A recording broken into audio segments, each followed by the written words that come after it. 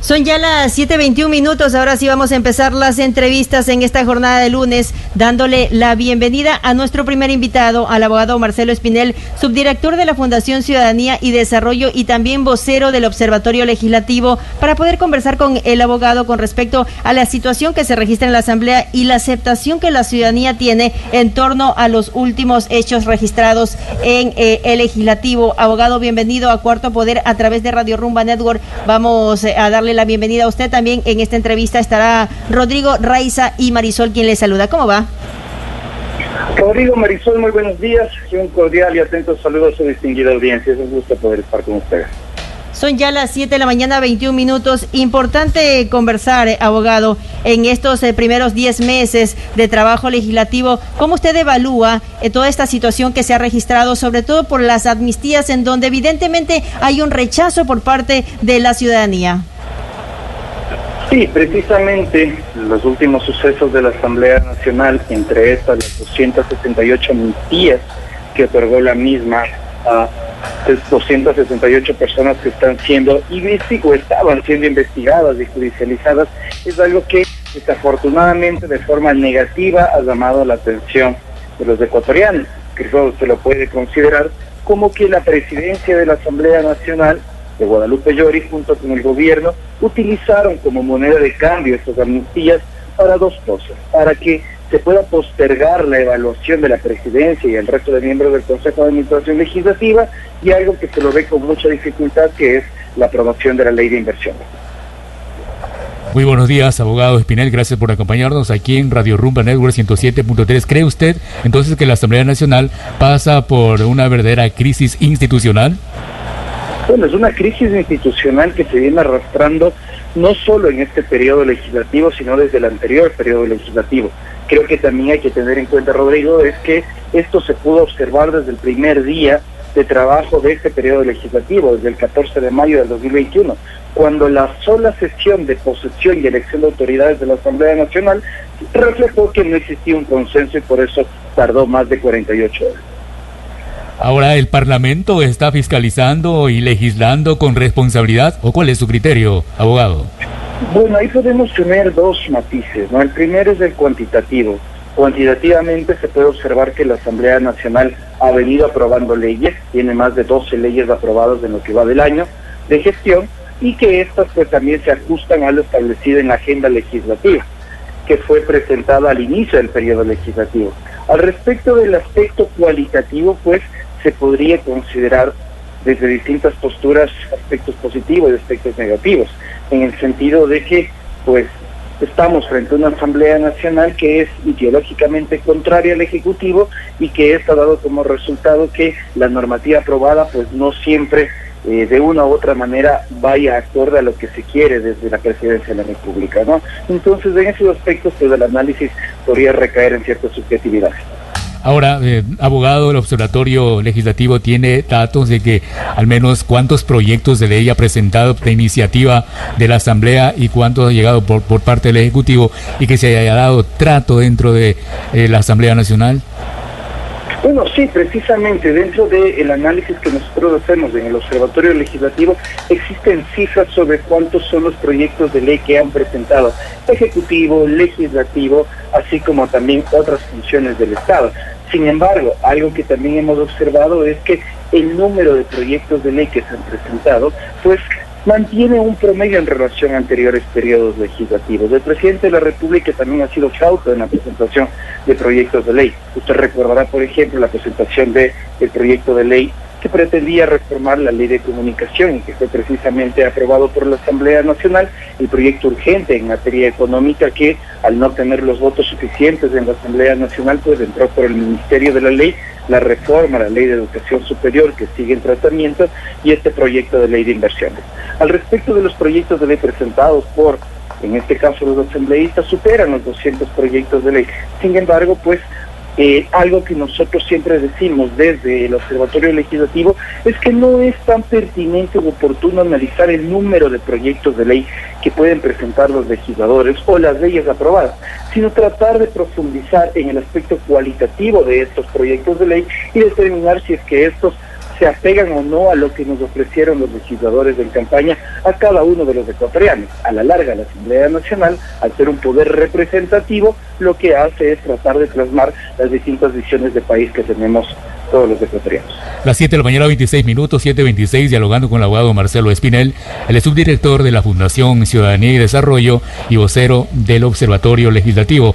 Abogado, si comparamos desde que inició este periodo de Poder Legislativo a la fecha, ¿esta asamblea cada vez hace más oposición al gobierno? ¿O cuál es su criterio? Bueno, sin duda que sí, es un poco difícil, es complicada la situación, la relación que existe entre el Ejecutivo y el Legislativo. Creo yo que esto se evidencia a través de los distintos procesos de fiscalización que se han iniciado por parte de la Asamblea Nacional, así como también pues la dificultad de poder articular votos por parte del Ejecutivo. Creo que es pertinente también analizar cómo han ido cambiando las fuerzas dentro de la Asamblea Nacional. Recordemos que el Ejecutivo inició el periodo legislativo con 12 votos que correspondían a los asambleístas de Creo, y hoy por hoy con la bancada del Acuerdo Nacional tienen alrededor de 28 votos. Pero en la Asamblea Nacional se necesitan al menos 69 votos para poder tener una mayoría. En ese sentido, pues, existe esta alta oposición integrada por Pachacutic, que de una u otra manera a veces se fracciona, a veces no, y el correísmo, así como también por parte del Partido Social Cristiano. De una u otra manera, estas mayorías móviles que se han conformado en la Asamblea Nacional son los que complican la gestión del Ejecutivo frente al Legislativo. Es decir, estamos frente a una asamblea dividida, que cuando les conviene se unen y forman una mayoría móvil, y cuando no les conviene se distancian. Más o menos ese es el vaivén que se da dentro de la asamblea. Así es, Rodrigo, y eso se había anunciado incluso por parte de Pachacutic al inicio del periodo legislativo. Usted recordará que se comentaba que votarán en ciertas ocasiones con el gobierno y en otras ocasiones no votarán con el gobierno. Ya se ha anunciado que, por ejemplo, para este día martes que se debatirá en el Pleno la Ley de Inversiones, que existe la posición de Pachacutic en contra del proyecto de ley, y pues de esta manera se evidencia que se siguen configurando estas mayorías móviles de acuerdo al tema dentro de la Asamblea. Abogado Espinel, ahora con todo lo que está pasando, ¿hacia dónde va esta Asamblea Nacional? Con un 13% de aprobación, imagínense, según las últimas encuestas. Bueno, yo creo que hay dos aspectos, sin desmerecer todo lo negativo que hemos visto los ciudadanos de la Asamblea Nacional, es que no hay un solo parlamento en el mundo que goce de plena aceptación por parte de la ciudadanía. No hay un solo congreso en el mundo que tenga altos niveles de popularidad. Y es porque la labor de los congresos siempre va a ser lejana al ciudadano. Son distintos los defectos que nosotros tenemos cuando vemos la construcción de un puente, la construcción de una escuela o la construcción de un hospital. Aquí cuando un cuerpo legislativo aprueba una ley que tal vez sus efectos los sintamos o no los sintamos en el mediano o en el largo plazo. Por otro lado, hacia dónde va la Asamblea, creo yo que es importante discutir al respecto de estas amenazas ya no tan veladas de muerte cruzada. El hecho de que por parte del Ejecutivo se señale que de no obtener la aprobación de la Ley de Inversiones se podría llamar a esta muerte cruzada, que haría que todos se vayan a las casas, ¿no? Como lo podemos llamar. Que se vuelvan a elecciones, que se vuelva a llamar a elecciones tanto de los integrantes de la Asamblea Nacional como del presidente de la República, y que esto de una u otra manera abone en la desinstitucionalización del país. Yo creo que no estamos ya para escenarios en los cuales tenemos que seguir desinstitucionalizando al país, sino que tenemos que tratar de buscar consensos. Creo que es importante que se depongan intereses personales, partidistas, y se piense en el país, y que de esta manera pues se logre llegar a un acuerdo. Tomando en cuenta que el gobierno casi no tiene mayoría en la Asamblea Nacional, ¿cree que se puede llegar a consensos ejecutivo y legislativo cuando está de por medio la aprobación de importantes leyes, la que actualmente, por ejemplo, la Ley de Inversiones, y muy pronto remitiría también el Ejecutivo esta reforma o proyecto laboral? Exactamente, la situación es complicada, llegar a un acuerdo es difícil. Yo creo que ahí nuevamente hay que recordar que más de 100 legisladores se han identificado ideológicamente con la centroizquierda y la izquierda frente a un gobierno de derecha. Eso es un escenario que se veía venir. Pero si es que no se tratan de encontrar puntos en común, si no se trata de llegar a acuerdos sobre la mesa de forma transparente, no repartiendo hospitales o carnets de discapacidad, sino precisamente a través de una agenda clara de prioridades, tanto para las organizaciones políticas como para el Ejecutivo, difícilmente vamos a lograr fortalecer a la institución legislativa en el país, y lo que sucederá es que la misma se seguirá debilitando y desprestigiando, y los ciudadanos obviamente desconfiaremos de sus integrantes y de la institución, como ha venido sucediendo.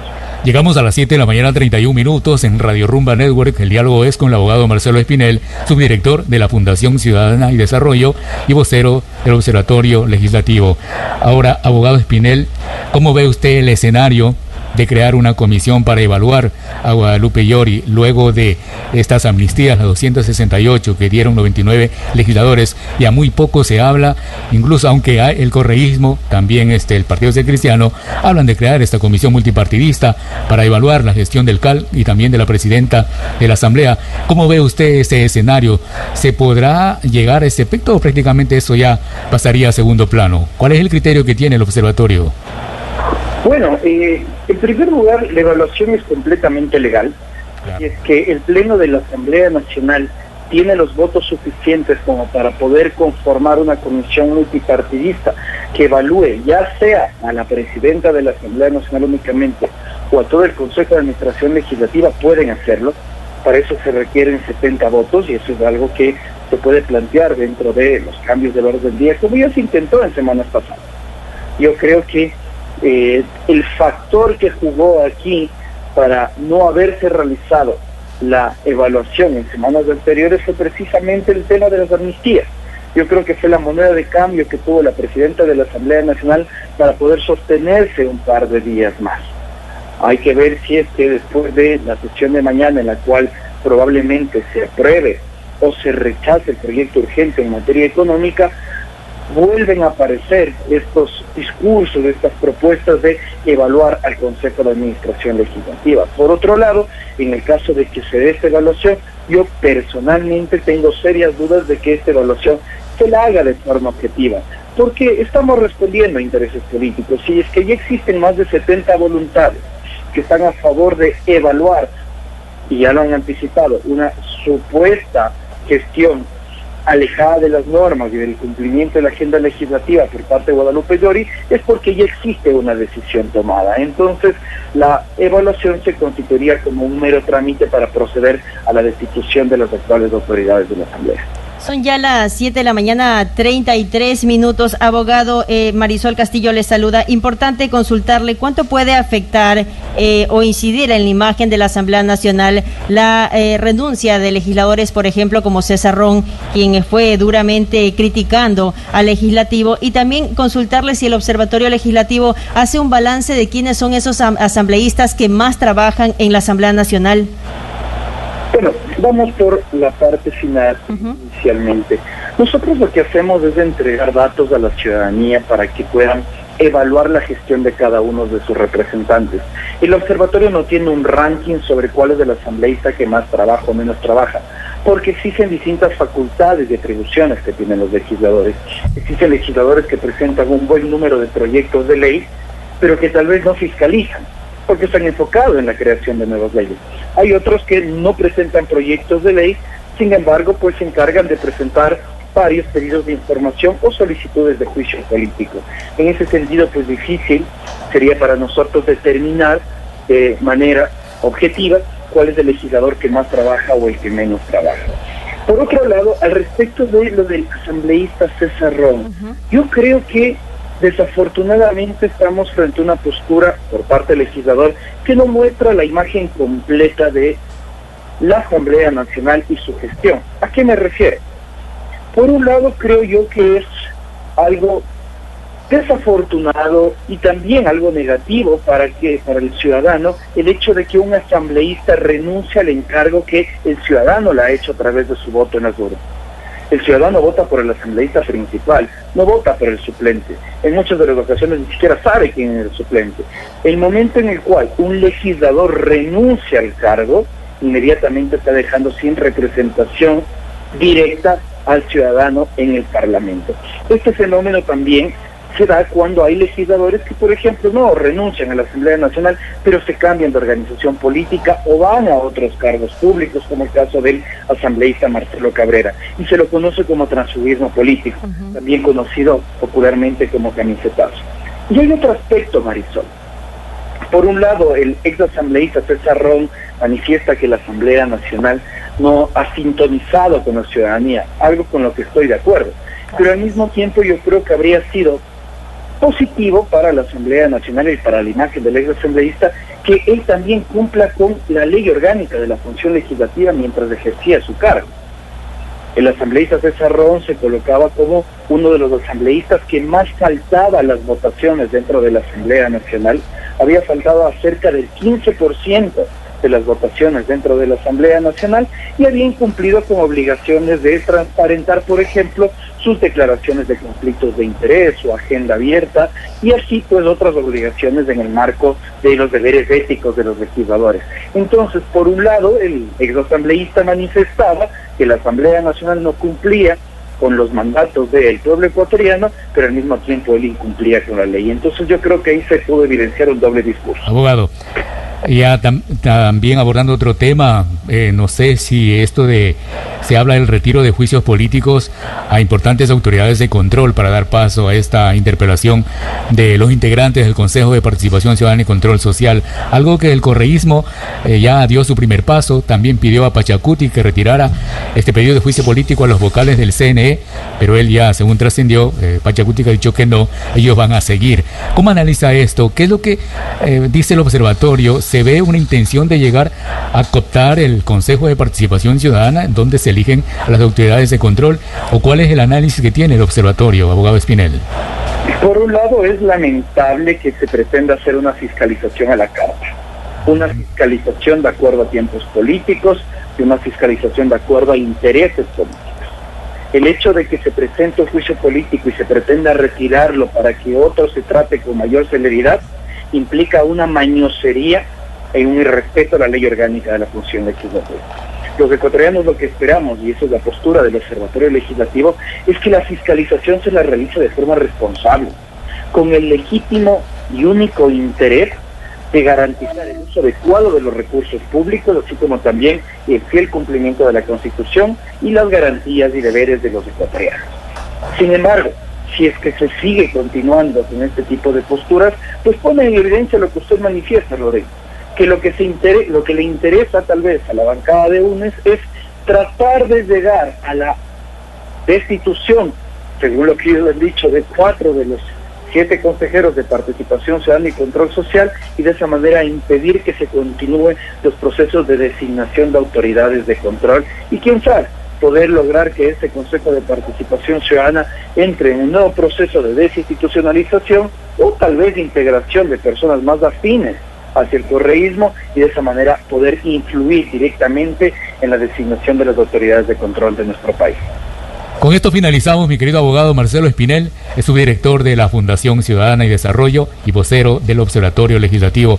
Gracias por darnos su punto de vista y hacer una evaluación prácticamente de esta crisis institucional que atraviesa la Asamblea Nacional, una asamblea que no está a la altura de las necesidades del pueblo ecuatoriano, que solamente han ido a trabajar para sus componendas, para sus partidos políticos, y prácticamente eso ha generado indignación en el pueblo ecuatoriano. Abogado, un buen inicio de semana. Muchas gracias, un buen inicio de semana para ustedes también.